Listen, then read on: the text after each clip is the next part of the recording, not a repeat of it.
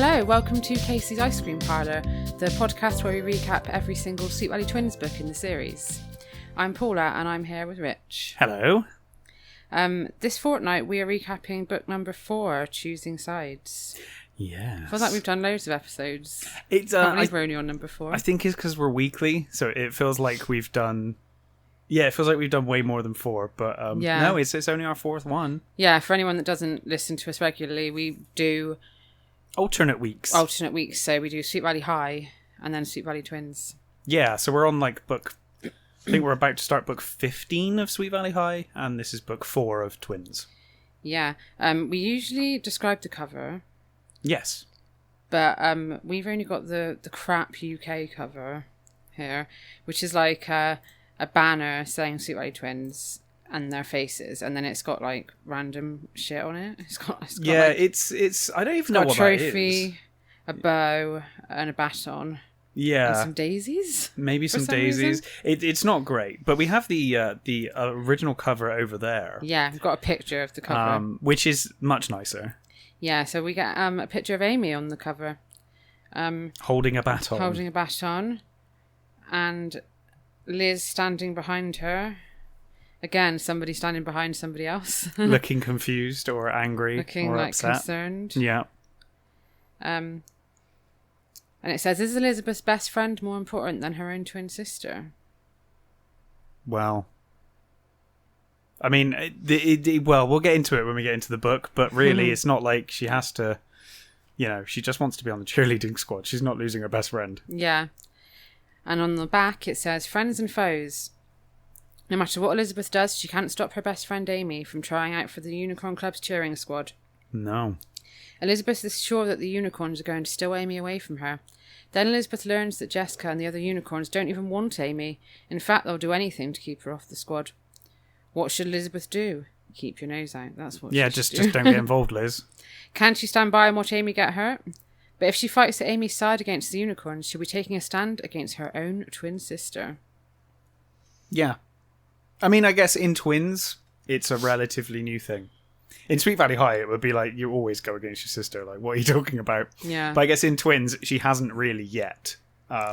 She, because we pretty much just had the ballet stuff. And then Nora, she kind of went against, like, Jess with Nora a bit. But yeah, so it's the start of their... Obviously, we've had their best friendship fall apart. And now they're just, twin sisters. And now we're getting closer to Sweet Valley with Liz kind of having to deal with Jess and going up against Jess. We open with Jess practicing cheers in her pink and white bedroom. Did you notice? It said pink and white bedroom. I did, yes. Because it's not brown yet. It's not brown yet.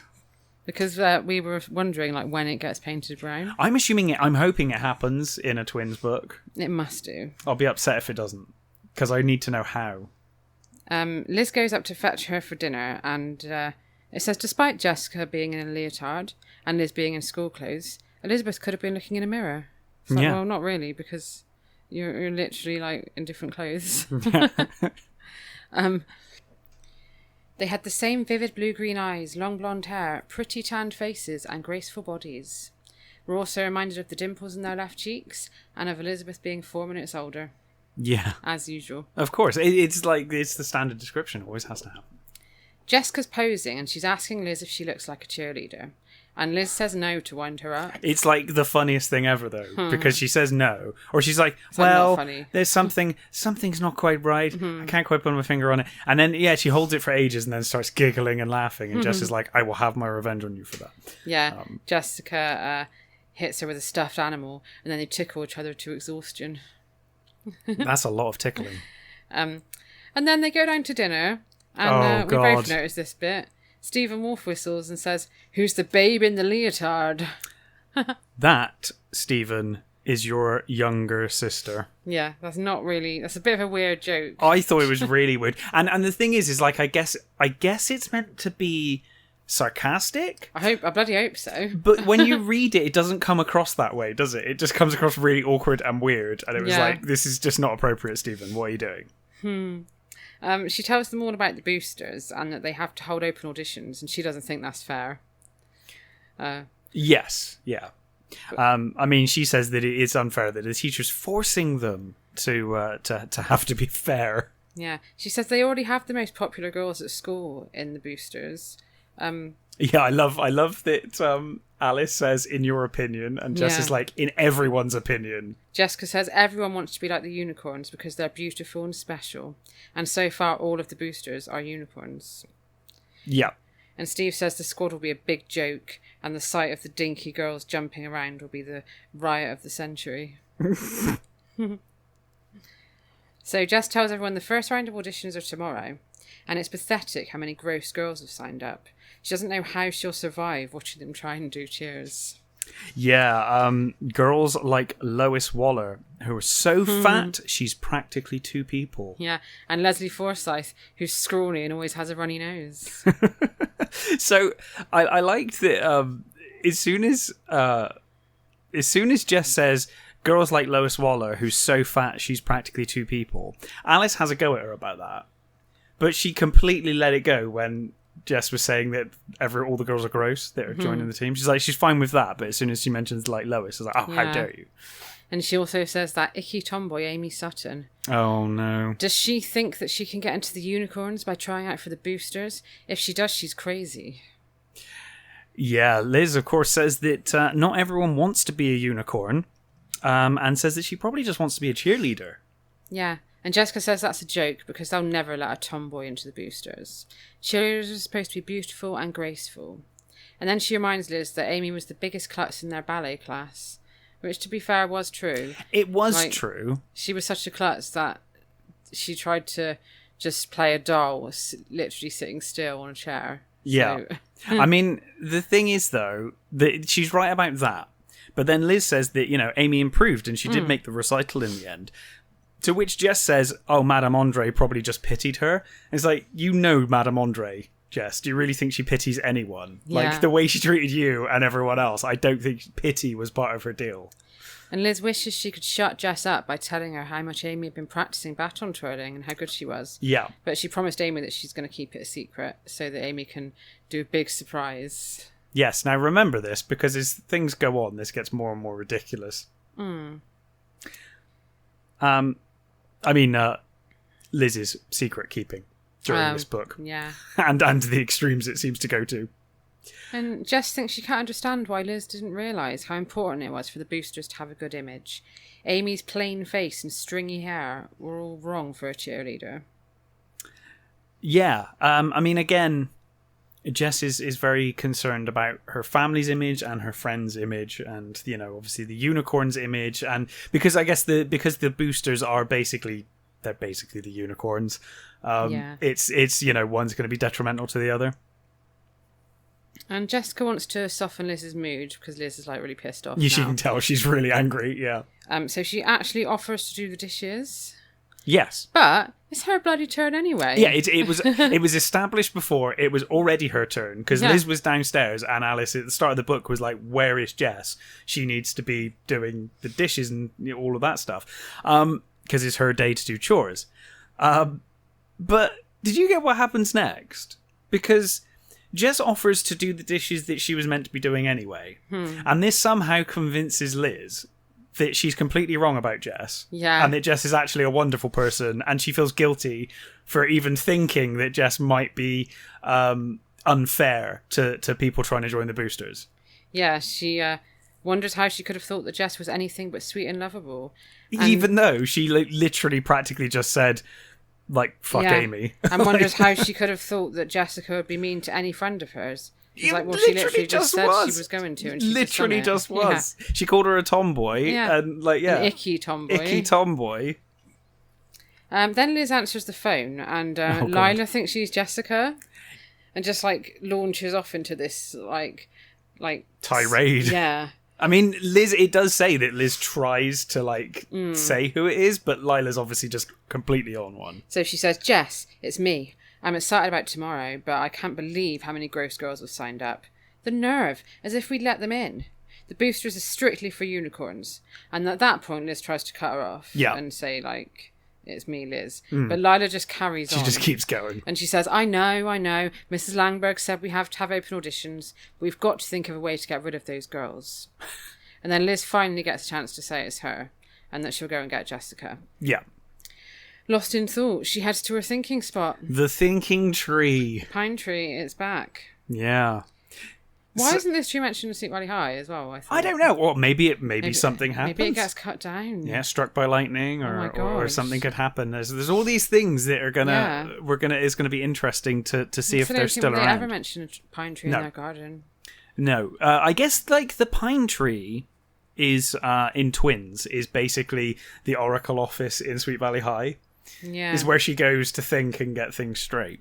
But in the space of like a few minutes, Liz is gone from thinking that Jess is awful to Jess is wonderful and would never mess around with my friend or mistreat her, to now immediately going back to, oh, she's awful again.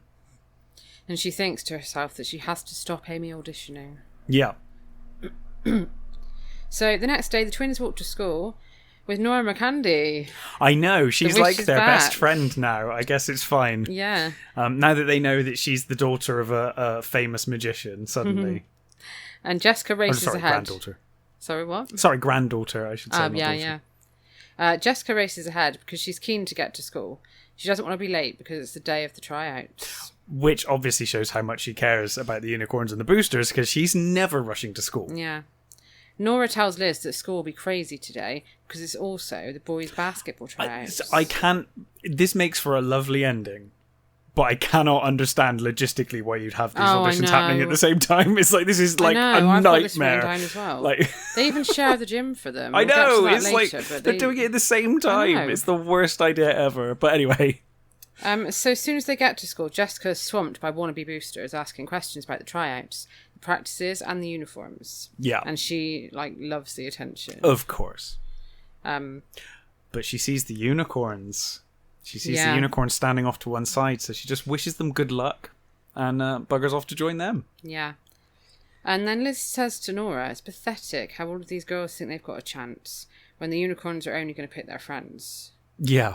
And Nora's like, well, it's not really a big deal. I know, I love this, because Liz, really goes off on one, and Nora's just like, it's not that big of a deal, Liz, it's fine. But Liz says it's not fair. Life's not fair. I mean, it isn't fair. No, it's not fair. I'm with Liz at the moment. I am with Liz, at the moment. Yeah. No, I am, yeah. Although I'm not later, but no, I am at the moment. We'll get to that later. So after school, Elizabeth heads for the gym. Yeah. Because she's covering both sets of tryouts for the newspaper, of course. Yes. It makes it clear that she didn't really want to go to the auditions, but she has to because of her writing career. Yeah, her career. She spots Amy and she says, are you sure you want to go through with this? And Amy's like... Yeah. Yeah. She's like... And you get the impression that she's been telling Liz for ages now. She's like, I'm definitely auditioning. Yeah, she says something like, how many times do I have to tell you or something? Yeah, she says, how many times have I told you that I want to be a booster? It's like, Liz is constantly trying to talk her out of this. And Amy says she knows that they'll pick her when they see what she can do. Yeah. And this feels giving me like Annie Whitman flashbacks from Sweet Valley High. It gave me the same. When they see what a good cheerleader I am, they're going to pick me. Yeah, it's like... Nope, they're going to drive you to suicide. yeah. Well, luckily they don't in this case. But yeah, it is very much... These storylines, I'm glad we're reading these a few books apart, because otherwise it would be really confusing. And Liz, then, sorry? I was just going to say Liz takes a seat anxiously and watches. And then Jessica, Lila and Ellen come out of the locker room and they're dressed in identical purple leotards. Of course. And I love this bit. With identical expressions. Apparently their expressions are regal and bored. Lila gives the girls cold, intimidating glares. She sounds like such a bitch. She's such a bitch. I think she's worse at this age than she even is later. Yeah, I think she is. She's way worse. She's way more active, you know? Yeah. She's really bitchy in Sweet Valley, but in Twins, she's actively horrible to people all the time. Yeah. She tells everyone to get in a line or something. Yeah, get in a line or something. Because basically, they've decided who is on the boosters. They don't care. No. The teacher's there, so they have to go through with these bloody auditions. It also says that she has one hip out, casting cold, intimidating glances at the line of girls. She also flipped her luxurious brown hair over one shoulder and looked them over from head to toe. And several girls meekly stepped away and ran away to the locker room. They were just like, oh no, I'm out. Like, all she has to do is look at people and they're like, no, I can't do this. She does sound like, if you put yourself in the mindset of you at 12, 14, like this girl does sound terrifying. Like, she does. She really does. The whole gang of the unicorns do. Yeah. Lila tells them they're going to be taught one cheer and they have to perfect it for final auditions in a week. And if they get it wrong, they're out. Yeah. Jessica steps forward and Liz thinks that Jessica's superior attitude makes her seem like a stranger. Yeah, she can't believe that her sister would act so superior. Even though already in Twins she kind of has acted this way from the start. I mean, look how superior she acted in book 1 when she joined the unicorns. Yeah. She starts chanting, Tom, he's our man. If he can't do it, no one can. It's like, is this one of the amazing cheers that she said she was going to make that only the unicorns and the boosters could have come up with? Yeah, because remember in the last book she was like, I can make up all the cheers. It's like, what, you know, but by make up all the cheers, Jess, did you mean I know the name of the boys? And that's a well-known cheer anyway. Of course it is. Yeah. It's the most well-known. Checking you knew. Oh no, this is one of the few things I do actually know this one. But it's like all she's done is basically got a name of a guy. Yeah. That's the only original thing she's done here. But the girls are all inspired. Of course. They join in and a lot of them aren't very good. No. Jessica gloats inwardly and thinks that most of them will drop out from sheer embarrassment. Yes. So, Lila starts splitting them into groups, and Lila and Jess smile at each other knowingly, and I think it's Jess that thinks all the girls are as uncoordinated as rhinoceroses. So they're split into groups of 5, and some of them are going to practice the cheer, and then one group is going to do baton drills. Yeah. So Amy's group volunteers to do the drills first. Ellen shows them a routine. She twirled the baton skillfully and tosses it up into the air. Liz is confused when she sees Amy. I was confused as well. I was so confused. She was slowly and clumsily rolling the baton over her fingers and looked like a beginner. But it doesn't really explain that bit. It never It says something like she looks this. Like she's deliberately trying to... But the thing that I don't understand is that at this point, she doesn't know. Like, she could get, like, this... It's really confusing, because this is supposed to be the first day of auditions, but it's not really the auditions. They're just getting shown how to do the auditions at the next audition. Like, they're not being auditioned today. Yeah. It's bizarre. But yeah, like, so for some reason, Amy's, like, self-sabotaging herself early on. I'm confused. I guessed it was probably, like, nerves. Or she thought that, like, they'd find a way to get rid of her if they knew she was good, so she had to wait until the actual final audition. I don't know, it's weird. It's weird. But Liz is relieved and thinks that maybe she's changed her mind and she's just waiting to make a quiet exit. But then Amy drops the baton and goes red. Yeah. Her limp hair falls into her face. They like to remind us regularly in this book how limp Amy's hair is. Yeah. Like they say every couple of pages. I guess like they're the like girl with the limp hair. She's not made any effort with her hair, so it's, you know, it's limp and gross. Ew. Greasy. So like she's got limp hair on the cover? No, not really. Not that badly, anyway, I wouldn't have said. No. It's you know, it's reasonable. But then, of course, you know, if you listen to Kelly's last week, we know how inaccurate these covers can be. Yeah. So. Jessica thinks Amy's such a klutz that even Liz won't be able to complain when they tell her to get lost. Yeah, it's basically all playing into the unicorn's hands now, because they've done this fake audition they had to do for the teacher, and they've all been pretty much rubbish. So, like, they're getting away with it at this point.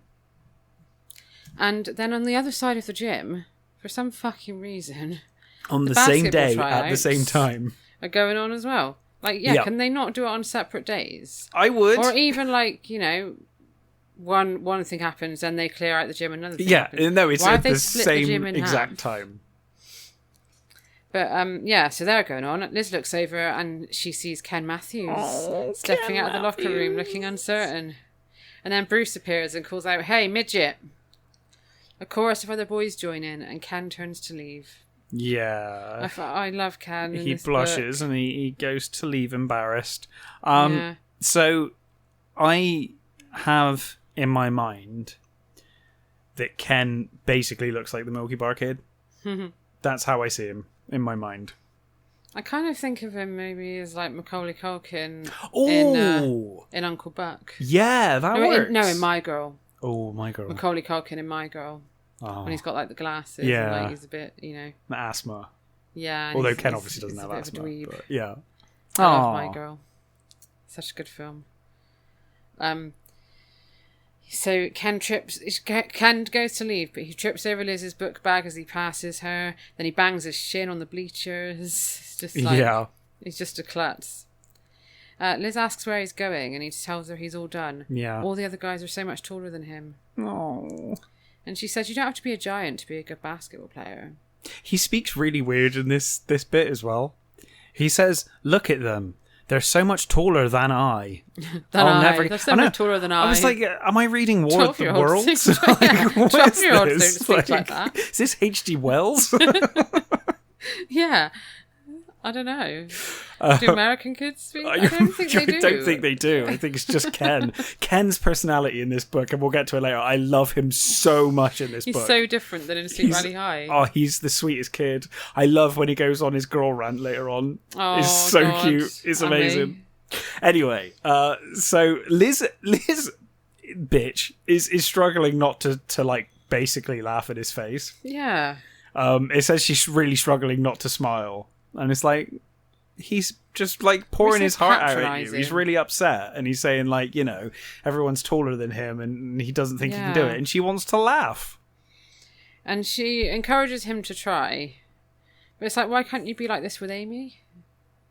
Yeah. Like, she's saying to Ken all this stuff like, you shouldn't let them scare you away. You should just try. You don't know unless you try. If you want something, you But the thing is, I think she wants Ken to do it, whereas she doesn't want Amy to do it. So she's not giving Amy any help. And it's obvious why, because it's jealousy. She's jealousy, yeah, it's pure jealousy. It's nothing to do with she doesn't want Amy to get hurt. She doesn't want Amy to be embarrassed or anything. She just doesn't want Amy to hang around with her sister and her friends. Basically, yeah. Because she's jealous. Which, we know in the future. We know where that ends up. Yeah, then she also says to Ken, Bruce used to call me and Jess Blondie all the time. Yeah. It's like, that's not as bad as being called a midget. That's nowhere near, but I mean, you have blonde hair. Yeah, you have blonde hair. And actually, he only said that because he couldn't tell you apart. Yeah. They established that in the first book. It's not really the same as what he's doing to Ken. She also says that Ken doesn't have to be, quote, a giant to be a good basketball player. Like, I think it definitely fucking helps based on all the basketball players I've ever seen. Like, aren't all basketball players like 6 foot or something? I don't know. I can't imagine. I know Michael Jordan from Space Jam. Well, he's tall. I don't know any others. Yeah. Apart from on the Sit Valley TV episode, that of course really tall guy. Of course, you know Todd Wilkins. Oh, of course, yeah. Yeah, and then poor Ken. And then he says, "Oh, maybe I don't want to be a basketball player." Yeah. But then in the end he agrees and he says like, okay, I'll go for it. Yeah. Elizabeth has persuaded him. And it gets even worse for him. Yeah, so the boys line up and Coach Castles goes down the list and he says, this is so embarrassing. I know, it's horrible. He says, aha, we've got Ken Matthews here.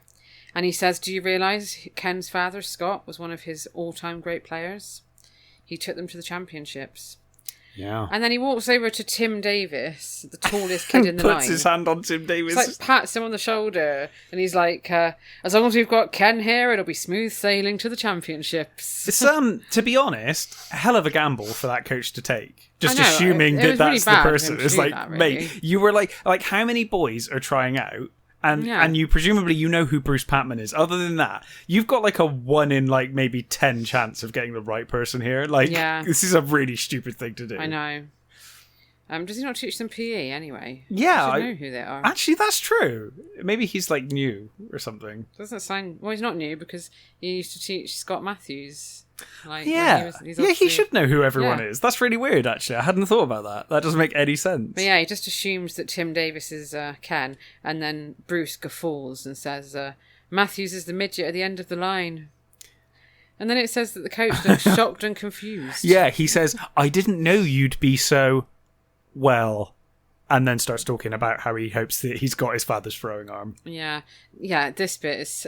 I thought it was really bad. It's horrible. He tells Ken to come forward and show everyone what he can do. Given that he's clearly this poor little kid who was clearly really nervous. If the coach was doing his job, he would have seen him run away How earlier embarrassing. on. And then he says, I bet you inherited your dad's shooting arm.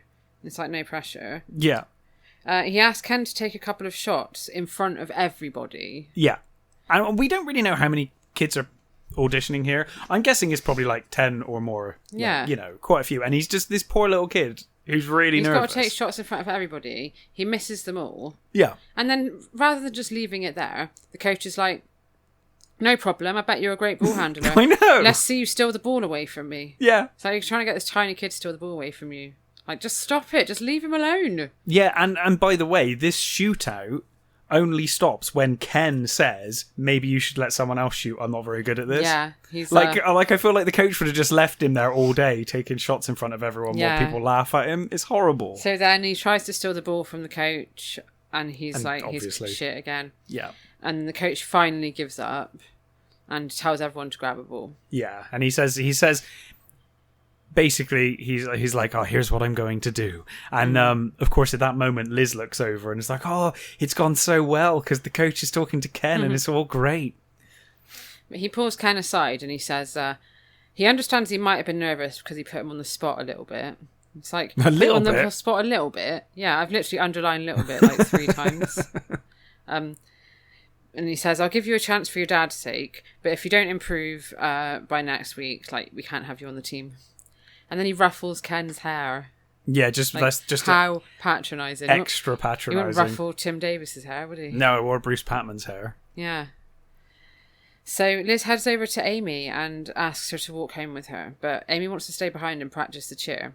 Yeah. Which is completely fair enough. Well, it kind of is, except she can't really practice the cheer until everyone's gone, because otherwise it'll be really obvious that she's better at it than she's letting on. Yeah.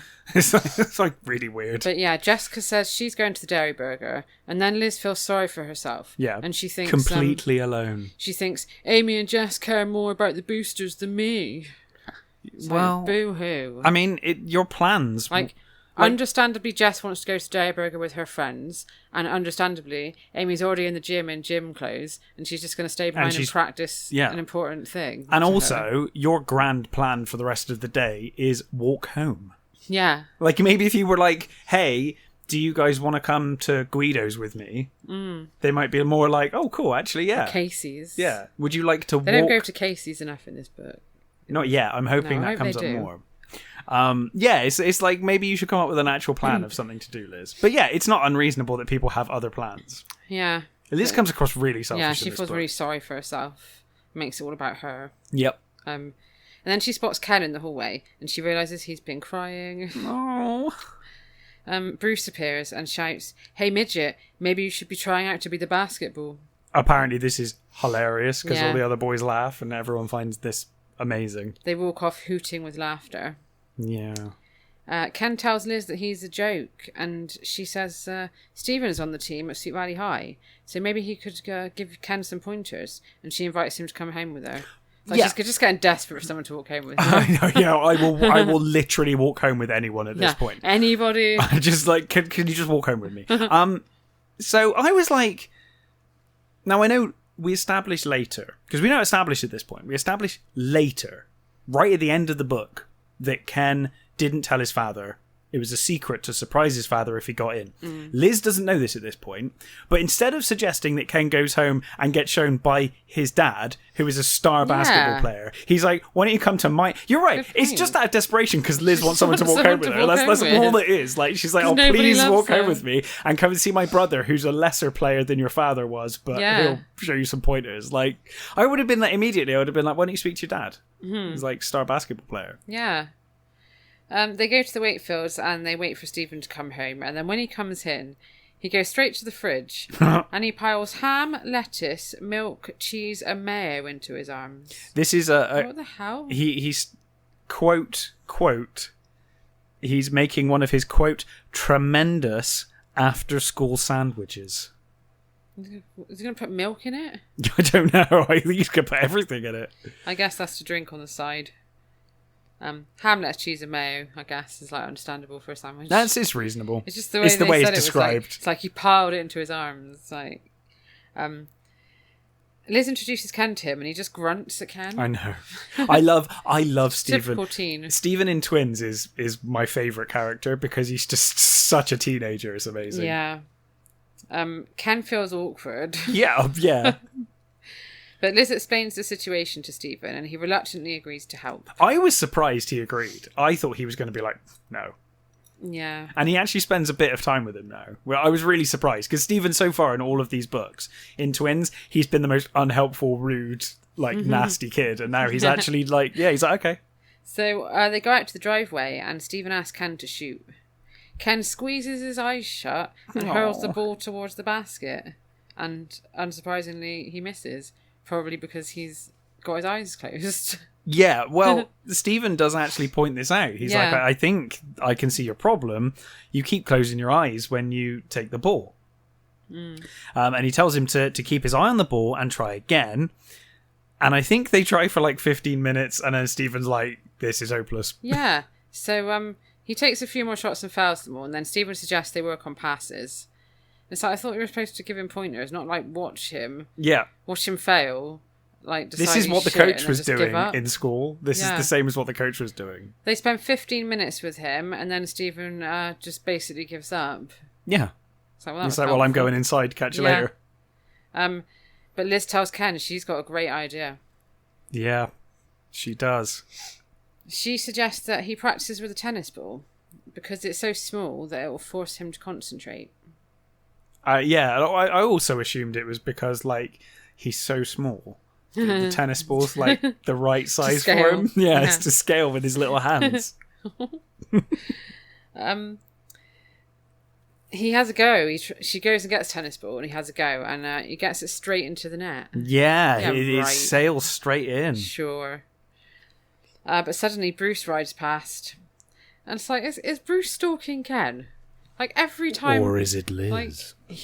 Every time Ken is doing anything, it's and then Bruce appears. Yeah. Oh, yeah, in this book, time. Bruce is, he's always there. He's, got a GPS on Ken.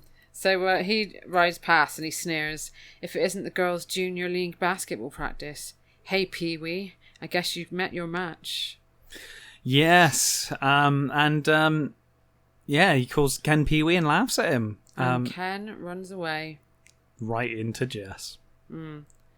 Jess arrives as he's leaving, and she says to Liz, what's that puny guy doing at our house? And she says that Liz should think about her next time she invites some geeky guy over. Again, it's that thing with Jess where she's so concerned about image with her family, because it's not even Jess, it's the fact that you're hanging around with him affects me. Yeah. And she says, what if Bruce Patman had come past? And Liz is like, yeah, he did. Yeah, he just did, actually. And she changes the subject to the booster tryouts, and Jess says that most of the girls were so pathetic, she thought she would die. Yeah, that's pretty extreme. That's pretty bad when you're going to die from it. She asks if Liz can get Amy to drop out, because she hates to make people feel rejected. Yeah. How considerate of her. Yeah, she'd be, and then she says she's dreadfully clumsy, and Liz is like, yeah, I know, I saw her. Yeah, she has to admit it.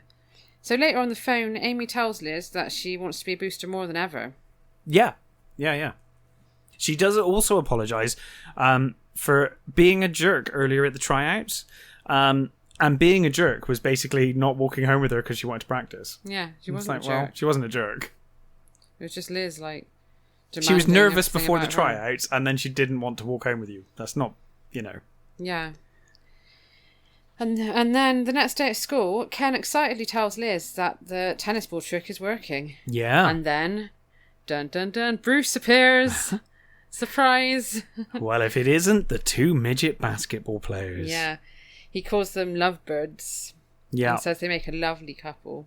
And then he strolls down the hall laughing. And Ken Little Ken. Little So Ken. mad. Just imagine the Milky Bar kid slamming his locker. Yeah, he's so like, angry. clenching his fist and just saying, that guy makes me so mad. Yeah, he punches the Do you know locker. when I thought of this, when I read this, I was thinking of Yick. From Degrassi. From Degrassi Junior High when he was a kid. That's like how the kind of size I imagine Ken is now. He says by lunchtime half the school will think we're engaged. Yeah. And Liz is like, oh, Bruce won't be bothered enough to spread a Yeah, he rumour like will. that. That's what Bruce does. Yes, of course he will. So also we need to point out, because this becomes pointlessly, well, it's relevant to the rest of the story, but it makes no sense at all. Ken made Liz promise that she wouldn't tell anyone that he was practicing with her because he didn't want anyone to know. Yeah. Right? So as this goes on, this is what Liz is going to be doing. She's going to be not saying anything because it's a secret. But the thing is, Bruce Patman already saw them practicing. So it's like immediately pointless. Like he saw them practicing. It's bizarre. So yeah, by the end of the day, everyone is talking about them. Of course. Apparently some people think the idea of them as a couple is just plain gross. The unicorns aren't impressed either. No. And Jessica asks Liz if she realises what this rumour is going to do to her reputation. My reputation. And she asks Liz to stay away from Ken. Yeah, she's like, I'm dead serious. Like, stay away. And Liz says, the rumours aren't about you. And Jess says, yeah, if they were, I'd kill myself. I know. My God. And Liz says she's not going to set people straight because they won't believe her anyway. This I don't get either. Like, why? That's exactly what Mr. Collins did in Too Good to Be True. Yeah, and look, yeah, exactly. Like, I'm people not going to tell saying people I didn't try and rape this student because there's no point. They won't believe me. Yeah. It's fine. It's like, okay. I mean, yeah, so basically this rumour started that Liz and Ken are an item. Mm. And obviously this isn't as serious as, the Mr. Collins. Oh, no. I mean, they're kids here. But even so, this is like, this is a school rumour. And think about Ken. Like, more than yourself, Liz. Like, just set the record straight. Because by not saying anything, people are clearly talking about it, and she's not saying anything. It's just going to look like it's true. I know. So the next day, she's walking home with Amy, and they're talking about the unicorns. And Amy calls them a pack of cats. Yeah. Oh, I love Amy in this bit. She's amazing. And Liz is like, not Jess. She's not like the others. Yes, she is. And they stop dead when they see a heart drawn in chalk on the sidewalk. This is, by the way, this bit. This is future inspiration for the way that Liz writes articles at the Oracle in the gossip column. I've got the exact same thing. Oh, have you? Amazing. Yeah. So inside the heart, it says EW and KM. Yeah, and I've written, it sounds like Liz's work for her Eyes and Ears column. It's the Eyes and Ears writing, yeah. And Amy says she'll knock Bruce's brains out. Oh, I love Amy in this bit. Ken comes up behind them and he explains to Amy that Bruce doesn't want him to try it for the team. But he says he's not going to let Bruce scare him off. Yeah. And Amy's like, that's a good attitude. You shouldn't let anyone talk you out of doing what you want to do. And if I can handle the unicorns, you can handle Bruce. Yeah. And he gives her an admiring look. Oh. It's the romance. It's blooming. Yeah, I hope so. And we get a bit of foreshadowing for the next book here. Mm-hmm. So they're at home. Liz can't concentrate on her article because Jessica's blasting out Johnny Buck's latest album called The Buck Stops Here. Yeah, I know. This bit feels so forced as well. I know. Like, That's it's why so I'm forced. Just saying now that it's kind of setting us up for the next one. I would have been like, if I hadn't known it was setting up for the next book, I almost didn't write it down, and then I was like, well, I'll put it in. So Liz goes to tell Jess to turn the music down, and she smiles when she sees the striped cap sitting on top of the speaker. It's Jessica's most treasured possession. So the last time Johnny Buck was in town, the twins had joined a crowd outside his hotel to get an autograph, and he'd thrown his cap out to the screaming mob. Yeah. And Elizabeth had caught it, but she ended up giving it to Jess. Yeah, she decided it wasn't worth the argument. Yeah, and Jess had insisted that he'd deliberately thrown it to her personally. Of course. I guess we'll find out in the next book, won't we? Yeah, Jess says she saw Liz walking home with Ken and asks her again to stop hanging around with him. Yeah. She says it doesn't look good to the unicorns. that my sister is going out with the shrimpiest guy in the class. Yeah, and she's like, if nothing else, Liz, can you just deny the rumours? Like, even if you are going to if you have to hang out with him, can you just tell the truth? Yeah. And Liz says, people who spread rumours and lies will end up wishing they hadn't. Yeah, she's and like... Bruce will end up regretting yeah, it. It's like, why will he? It's got nothing to do with him. Like, he can just walk away from this now and just not ever get involved again. It's not going to come back on him. This makes no sense. At Ken's house, Ken is thinking about Amy. Oh. And he says out loud, "You're all right, Amy." I know, I love Ken. He's so good. He's doing some more practice with the tennis ball. It says he's got the tennis ball, and it says that he tries experimentally. He's experimenting, starting off slow, and gets better and better, even scoring. And he shouts, "Score!" Aww, excitedly. So cute. I know, you can just imagine him. I know. Amy's also practicing at her house. Yeah, all through the evening until the sun goes down. And then her phone rings. It's Lila and Ellen. Oh my god. Bitches. They tell her they think she should drop out of the tryouts to save herself from embarrassment. And they say they're trying to do her a favour. Yeah. But Amy's not having it. No. I love, again, Amy in this bit. Amazing. She says this isn't her idea of a favour. And she does they it, Gemma can't Collins. scare her away. And Lila tells her in a slightly threatening voice. Lila's terrifying. She's awful and terrifying. I can imagine, like, being a kid that age, you'd be terrified of her. She'd be like... Lila tells her in a slightly threatening voice that she's making a big mistake. Yeah, she says, "You're making a big mistake. Drop out. I mean it." Yeah. Like, whoa. Okay. Amy slams the phone down on her. Yeah, she just shouts Amy. no into the phone and then slams the phone down. I love it.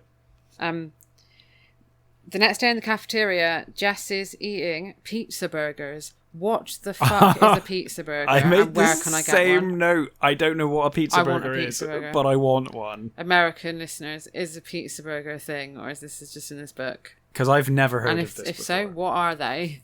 Yeah. Because they sound amazing. I've heard of, like, pizza rolls. I don't know what a pizza like a burger pizza is. and like a bun.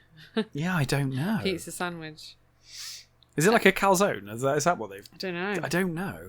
But either way... It sounds great. It sounds amazing. But again, this goes to show how different Jess is from the other unicorns and how Lila just makes Jess do things she doesn't want to do. Yeah. So Lila tells her she'll get fat. Mm. And then she laughs nervously and she's like, "Oh, I don't want it anyway." So, and she so she's it basically away. just not going to have lunch. Yeah. To impress Lila.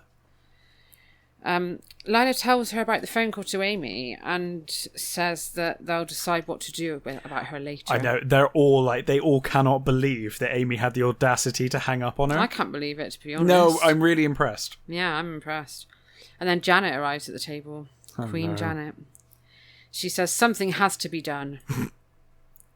And that they're going to send Amy some fan mail. A letter from Ken. Oh my god. It says Jess is scandalised and delighted. Yeah, well... So evil. Jess, of course, realises this is her chance. Because she's so desperate to impress the unicorns every time she gets a moment. And she basically sees this as her chance. If she offers to write it, it's her big chance to prove herself to the unicorns. And then my next note says Paula, because I assume you're going to want to probably read out the letter. Yeah. So... Jessica says this letter will blow Amy's mind. It's going to blow her mind. We have the letter here. I know, this is great. It's like the eyes and ears columns that they write out in the book. I love it when they write them out. It says, "Dear Amy, I watched you at cheerleading practice. I hate to say it, but the other girls are a lot better than you, and I think you should quit. I'm saying this because I really like you and I don't want you to get hurt. But no way are they going to pick you. When you're up against competition as awesome as the unicorns, you shouldn't even bother. Even Elizabeth agrees with me. Maybe we could sit together at lunch sometime. From Ken." That's a fucking horrible letter. That's such a shit. Oh, it's God. like, it's awful. It's so obvious. It's really obvious. Like, it's really unnatural. It's not. And like, they figure out later by handwriting, but you don't need to figure out from handwriting. The content of this letter makes it clear who wrote it exactly, because it both deals with the Amy problem and also the Ken problem. Praises the unicorns. It's like literally, it might as well have been signed Jessica Wakefield. Yeah. Yeah. Yeah, she says it'll blow Amy's mind. But she also suggests that they write another letter from Amy to Ken. So she wants to stop Amy, Ken, and Liz talking. Yes, so she purposely mentions that in this letter. Well, you can read the letter first. It's a very weird plan, really, but it's bizarre. Yeah, so she writes another letter. Dearest Ken, the past week has been terrible. Or do I mean wonderful? Ever since getting to know you, I can't stop thinking about you. Every time I try not to laugh. Every time I see you walking down the hall, I wish we were walking together. I even dream about you. It's wonderful. I don't care if you're so much shorter than me. I love you anyway, Ken. I really do. Just imagine their little height difference. I talked to Elizabeth about this, and she told me I should come right out and tell you. She's always saying honesty is the best policy, and she's right. But I'm too shy to tell you to your face. So next time you see me, all you have to do is smile, and I'll know you feel the same way too. Oh, Ken, I can't live another day without knowing if you love me too. I love you. Love and kisses from Amy. That is an amazing one. I love that the letter actually has written down, oh, Ken. Like, she actually wrote, oh, Ken. My favourite bit is when she's like, I don't care if you're much short. I know, I don't care if you're a midget. It's fine. Lila says Jessica's outdone herself. I agree. Yeah, I agree. Not in the best way, but she has. Ellen says it's a masterpiece. And again, yes, I agree. And Mary says Ken will absolutely die. What? Yeah. What I love about this is that this doesn't work for 1 second. It's amazing. Yeah. So later that day, Amy, like, as soon as she sees Liz, Amy walks up and she's like, look at this letter. There's no way that Ken did this. This is absolute bullshit. She tells Liz that the unicorns have struck again. Yeah. And then they see Ken. Oh, no. But he runs away. He slams his locker and runs away. Amy chases him, and when she catches up to him, he backs away from her, falls over his shoelace, trips over, drops his books everywhere. And he tells her that he has to go, and then he runs off again. Yeah. So yeah, Ken is embarrassed and wishes she'd never written the letter. Yeah. And he thinks just when he thought he could trust her, she's gone all mushy on him, and now he can't ever face her ever again. Yeah. In the girls' bathroom, Lila and Ellen are talking all about how... I knew the second that this happened, I was like, I know exactly what's going to happen. They're talking all about how great the letters were, and they say if Amy's stubborn enough to audition now, they're going to have another surprise for her. Yeah, and they say that Jessica's an amazing writer. Done a good job. Yeah. And when they leave, Liz emerges from a stall. Of course. She's trembling with anger. Yeah. She's fuming. She is absolutely fuming. She rushes down the corridor to find Amy, but she bumps straight into Ken. And again, he runs away. Yeah. Ken just spends the rest of this book basically from now running away. It's a theme in Sweet Valley. When things go bad for you, you just run away. She chases him, and this is the other theme in this book. People just keep chasing Ken. Yeah. Basically, the themes of this book are Bruce stalking Ken, Amy and Liz chasing Ken running away. Yeah. He's trying it for the track and Jess team. getting away with everything. Yeah. He's trying it for the track team instead of basketball. Yeah. He's obviously a good runner. Well, he does eventually end up with the Gladiators. Too small. He does end up running up and down a pitch. Yeah. Liz tells him he has to hear her out, and she asks if he got a letter from Amy. And he won't even look at her. No. He's so embarrassed. He's so embarrassed. She asks to see the letter, and she tells him that Amy didn't write it, but he doesn't believe her at first. Yeah. I mean, she can immediately look at it. She knows it's Jess's handwriting. She explains to him it's Jess's handwriting, and she explains like everything to him, you know, about the letters and stuff. I'm surprised at this because she actually tells him it was Jess and stuff. I know. Like, this is one of the few times where she actually was like honest about it. Yeah. He can't believe it. And he heads off to find Amy. Also, Liz apologizes to Ken. Behalf of Jess. She's saying that she's partly responsible because Jess is her twin, and I'm No, like, you're that not. doesn't make you responsible. If my brother does something, I'm not partly responsible No. for that. That's ridiculous. And then they suddenly remember it's the tryouts. How the fuck could they forget? How did you forget that? I know. It's the only thing going on in I school know. today. So they rush to the gym. Liz finds Amy and she tells her all about the letter to Ken. And Yes. Amy tells Liz all about the phone call. Yeah. The slightly threatening phone call. Oh, this annoyed me so much. And then Oh my God, Liz is like, well, I guess you will have to quit then, won't you? Yeah. But Amy's like, well, I still want to be a cheerleader. And she says she'd try out now, even if she didn't want to be one. Yeah, she says, like, Just to show I want them. nothing to do with the unicorns. I still want to be a cheerleader, though. Yeah. And Liz says they're going to do something horrible to you. Yeah, they were But planning Amy's to like, fix you. Amy's like, well, they can't murder me in front of the whole gym. No. Just imagine, though, if, like, that was foreshadowing and this is the ending of this She book. actually like, died. Lila stabs her up. Well, didn't they do, what did they do with Annie? Didn't they, like, put some oil on the floor or something so that she slipped during no. That's a TV episode, but it's also a book that you haven't read yet. No, they did it. It wasn't Annie. It was, Heather Malone. it was isn't it, the TV Robin. episode? Robin Wilson. Don't they do something to Robin where she's trying out and they put something down and make her slip? I'm sure they did. I thought that was in a later book. I might with be getting somebody confused. else. Maybe I'm getting confused. But there is an episode of the TV show where they do that we watched quite recently. Yeah, maybe that's what it is. But you might be right. I can't remember because I've read so many of Yeah, I them. know. I literally read like every Sleep Valley High and University. Yeah. I get them jumbled up in my brain. I know. It's difficult. I'm starting to get twins and... But yeah, I think that's that. this like mini series later on, like Okay. the Pom Pom Wars. And Oh my god, I stuff. can't wait to read the Pom Pom Wars. That's such a good name And there's a for a book. TV episode, but I might be wrong. Someone will probably tell me if I'm wrong. But I was thinking, like, that's what they were going to do here. When they were like, oh, we're going to fix her. I was like, oh god, they're going to do some, like, crazy thing to, like, trip her up or do something. But Amy says she's going to be so good that they're going to have to pick her. Well, she also points out, like, the teacher's watching. Yeah. So, you know, it's fine. Yeah. What are they going to do? Well, we'll find out. Yeah.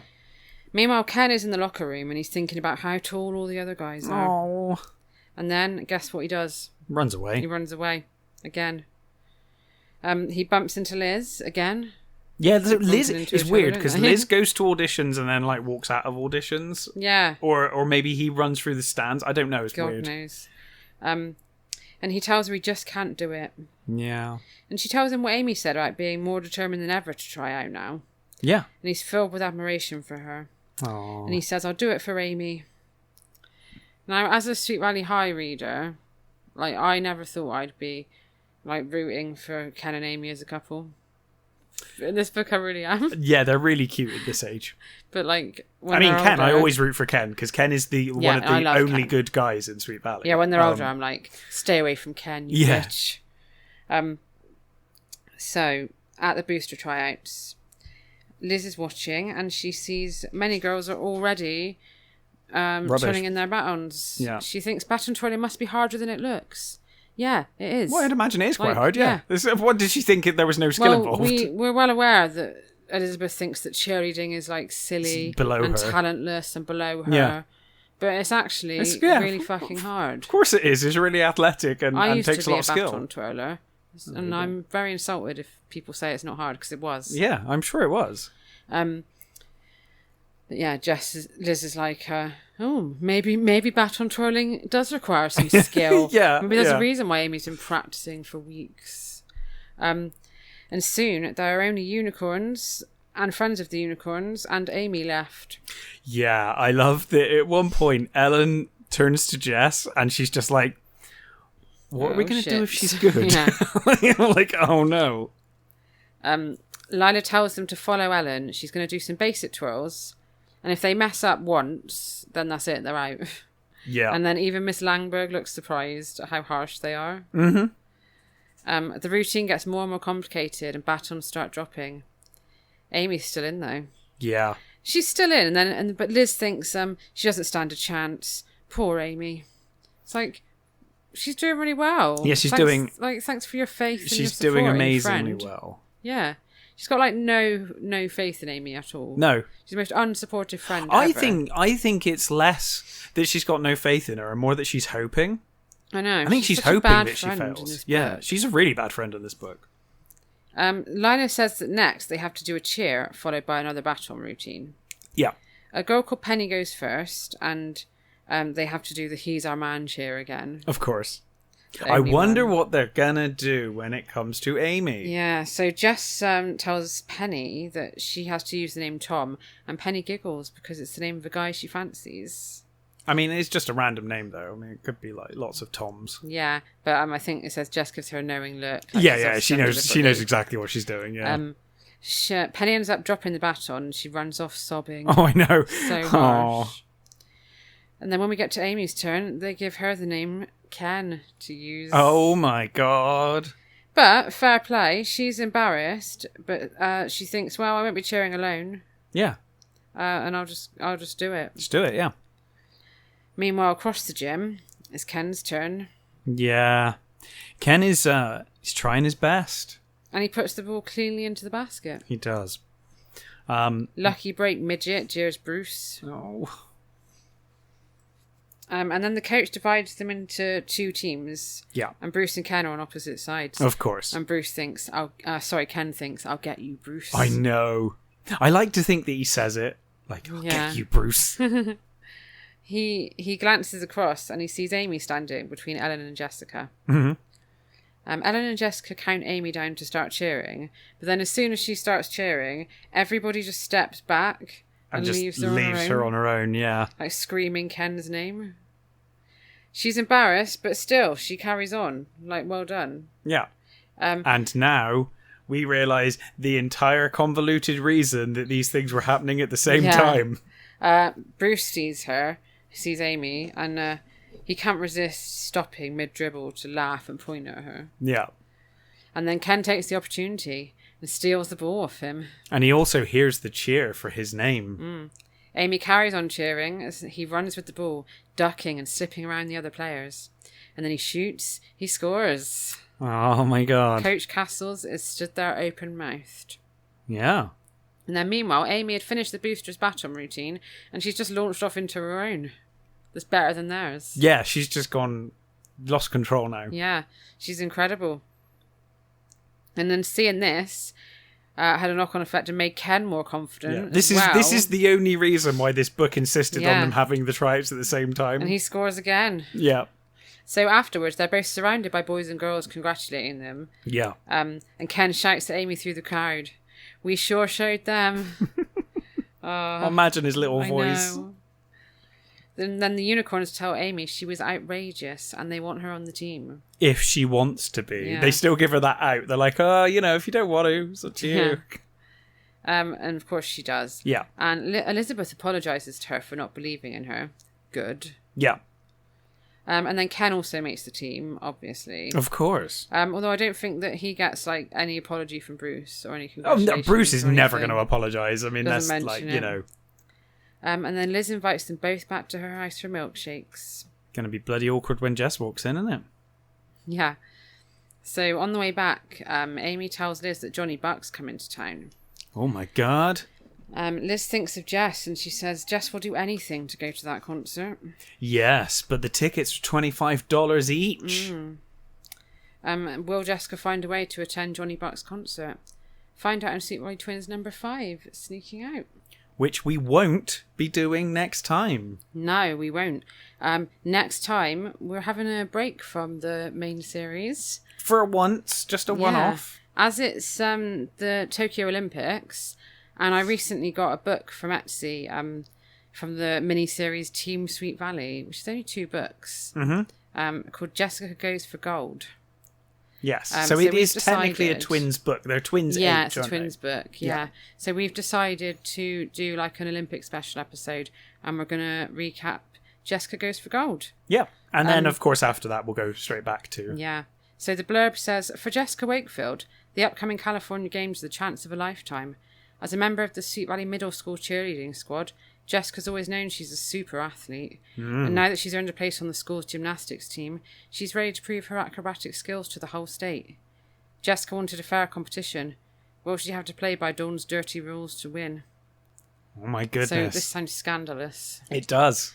So I'm really looking forward to that. I think it's going to be great. I'm very much looking forward to it as well. Yeah. Can we briefly talk about the fact that Jessica gets away with everything in this book? She writes those letters and I was expecting at the end for Jess to apologise or for someone to at least bring it up. Yeah. No one brings it up. She just gets away with it. It's fine. Don't worry about it. It's all right. And the unicorns, really. I mean, I guess maybe they just decided that Amy getting in was enough of comeuppance for the unicorns, but I did feel like Jess should have probably had a telling off at least. Yeah. But, I loved this book. Yeah, this is your favourite twin so far, isn't it? It is. It's my favourite twin so far. I think it might be mine too. I really enjoyed this one. So far. Mainly because, I really like Amy in this book, and I love Ken. Ken made the whole book. He's oh my so god, cute. He's the cutest kid. I love it. I'm a Ken fan anyway. In Sweet Valley Oh High. yeah. I He's don't really the one know guy. why. I just am. Because he's the only nice guy in Sweet Valley, really, apart from Todd. So far, but Ken's not done a single thing wrong. Even Todd's done things wrong. Yeah. Ken has been lovely the whole time. So yeah, we'll see you in 2 weeks for the Olympics. I forgot what it's called already. Jessica Goes for Gold. Jessica Goes for Gold. And next week, of course. Oh, I'm so excited. Next week we're back with Kelly's Roadhouse. Next week we're doing Kidnapped. Kidnapped. One of my favourite covers. I can't wait to read the book. So thanks for the Instagram comments. Give us a follow if you're on there.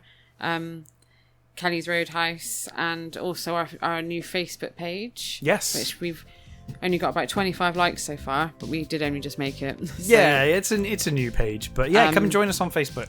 That's called Kelly's Roadhouse Podcast. Mm-hmm. Yeah. So give us a like and a review or a comment if you're over there. And thanks for listening. Thank you very much, guys. Bye.